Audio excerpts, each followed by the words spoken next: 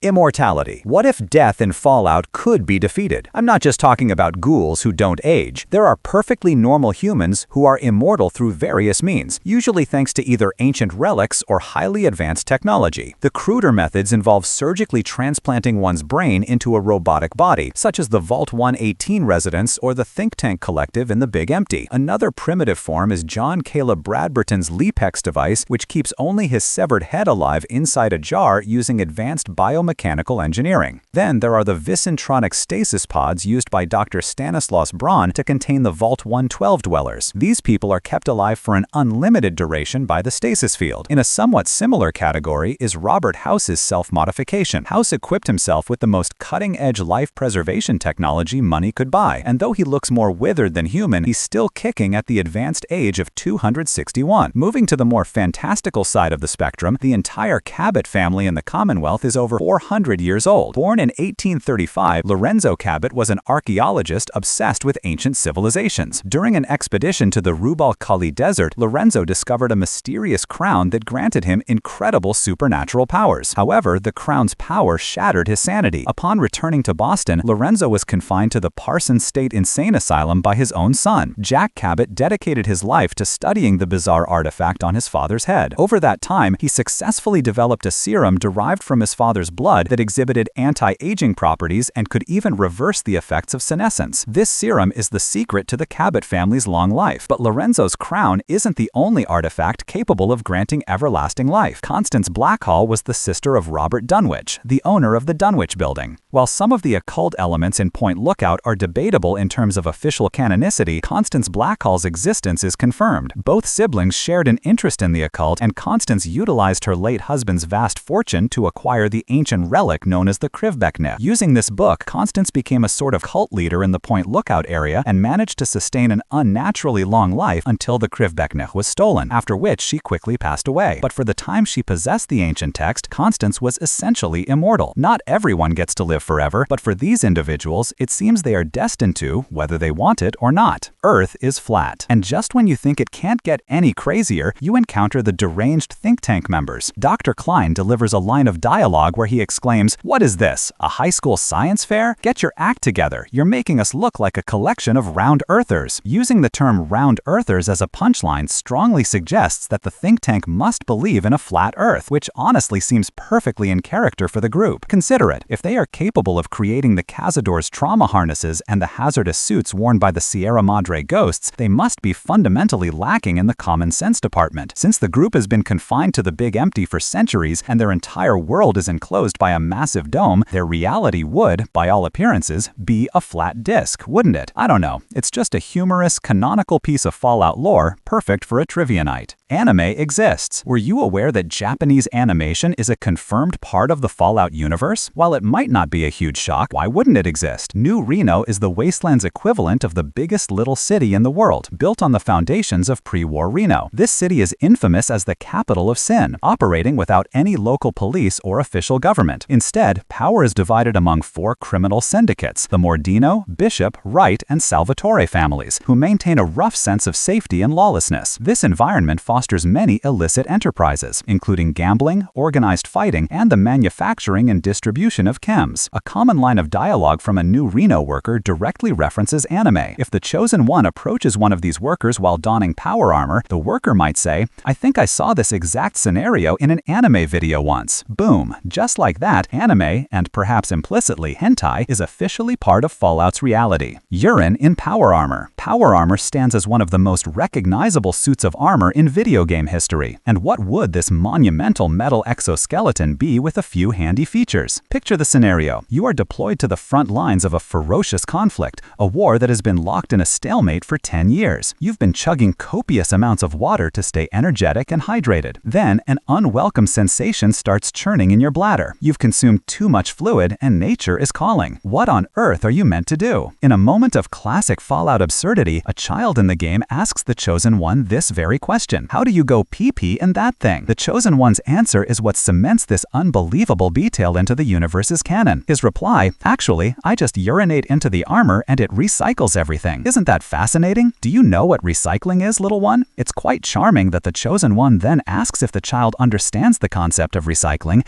given they probably never learned the 3 key environmental principles: reduce, reuse, recycle. In any case, it appears that some, if not all, variations of power armor are equipped with internal human waste recycling systems. These systems are capable of processing waste, running it through various filters and purification cycles, and then feeding it back purified and ready for consumption. I only specify ready for consumption because generic Paladin dialogue offers another clue. Did you know you could survive for weeks without water in a suit of powered armor? The only logical explanation is that the armor's recycling feature returns the filtered and sterilized water to the operator. However, if you find yourself in a desperate survival situation, worrying about the optics of drinking your own filtered urine is probably low on your list of priorities. But yes, certain power armor models recycle your urine. It's odd, but perhaps not the oddest thing on this list. Sapient wildlife. Fallout doesn't stop at humans, even animals start to think. In 2235, the Enclave conducted a wide range of experiments on the lethal Deathclaw species. One experiment involved exposing them to the forced evolutionary virus. This exposure drastically boosted the creature's intelligence and gave them the ability to speak. The hope was that they would be smart enough to follow complex orders, turning them into highly effective soldiers for the Enclave. What the Enclave didn't anticipate was that the Deathclaws would develop the capacity to question the ethics of their masters. It's a bad sign when even the Deathclaws deem the Enclave the bad guys. After assisting the Enclave in capturing the Vault 13 dwellers,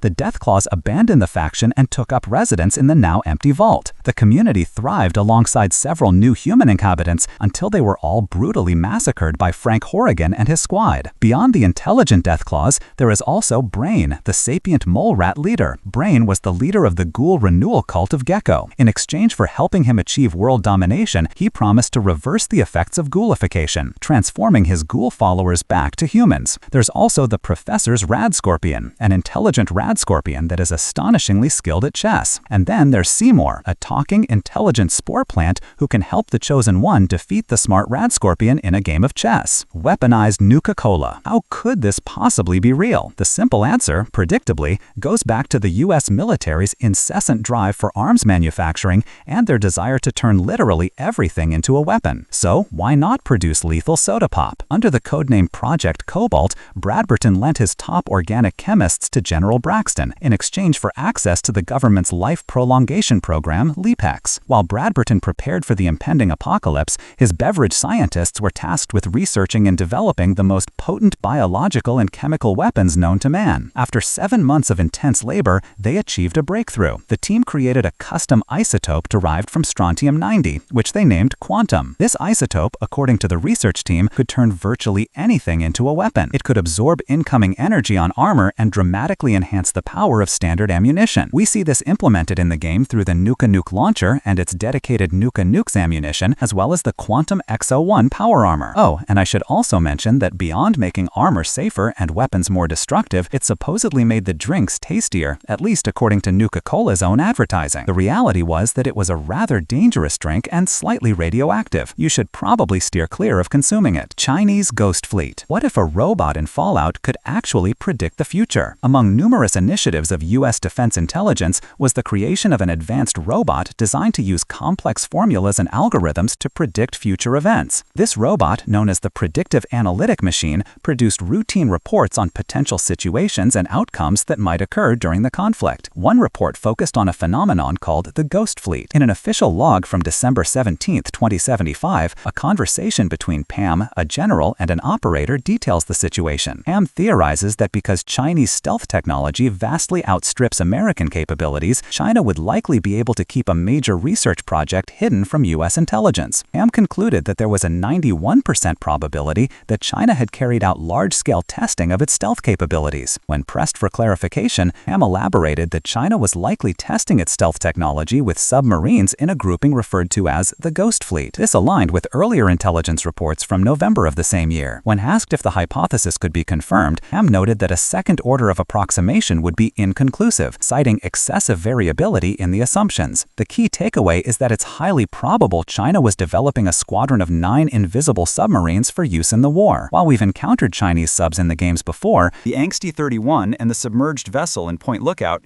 it remains unclear if they were part of the Ghost Fleet and employed true stealth technology akin to the Stealth Boy. Nevertheless, the 91% likelihood that China possessed or was building genuine stealth submarines is an incredibly intriguing detail. Real ghosts. Walking through Fallout's ruins, you might expect to see mutants, raiders, or radioactive horrors, but sometimes the truly unsettling things are the spirits of those who have passed. These ghosts haunt the wasteland, leaving traces of their unfinished story. The first confirmed ghost in Fallout is Anna Winslow from Fallout 2. Little is known about Anna Winslow besides the fact that her spectral form haunts the west side of the den. The only way to return the troubled spirit to rest is by recovering her stolen locket, which was pilfered by a young chem dealer named Joey. Once the heirloom is returned to Anna's grave, she finds peace. The second ghost appears in the Nuka World DLC for Fallout 4. As the sole survivor approaches the Grantchester Mystery Mansion, they might spot a young girl gazing out a window. This unsettling figure is the infamous Lucy Grantchester. Lucy was the daughter of Morticia and Hannibal Grantchester. The family's dark legend claims that Lucy murdered her parents one night and was subsequently institutionalized. On her 18th birthday, she escaped the facility, returned to her childhood home, and was found hanging in the attic 9 days later. Lucy is not confined to the window. She appears multiple times throughout the sole survivor's exploration of the dilapidated attraction, only vanishing completely after passing through a door that often leads to nothing but a wooden wall. But such is the nature of being a ghost. Walls and doors cannot contain the supernatural. And that's just scratching the surface of the insane world of Fallout. From weaponized cola and immortals to ghosts, intelligent animals, and flat earth scientists, this game never stops surprising us. Every corner of the wasteland hides secrets that are as bizarre as they are fascinating, proving that Fallout isn't just a post-apocalyptic adventure. It's a universe full of imagination, dark humor, and pure chaos. Whether you've encountered these moments yourself or are seeing them for the first time,